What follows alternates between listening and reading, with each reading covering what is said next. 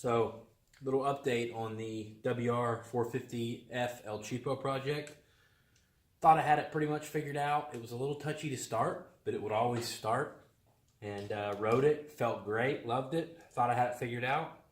It's set for maybe a couple days and then wouldn't start at all. Wouldn't even really try. Super weird. I even put a new battery in it. Wouldn't go. So it's set for a few more days and ended up sitting for a few weeks.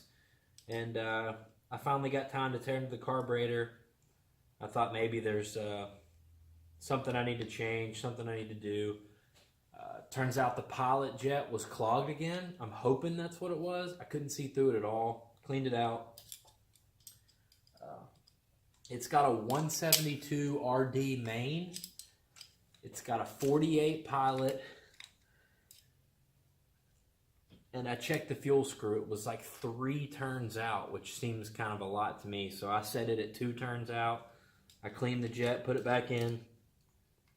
And I'm going to see if I can't just kind of patch this thing back together. Just put the carb on. And I'm not going to put the shock or anything back on. Put the exhaust on and see what it does. Maybe the gas has been in it, or the gas has been in it all winter. It looked like it kind of gelled up a little bit in the bowl. That might have been enough. So maybe just put this carb back on, put some fresh gas on, and actually rip it a few days. See how it does. We might get lucky.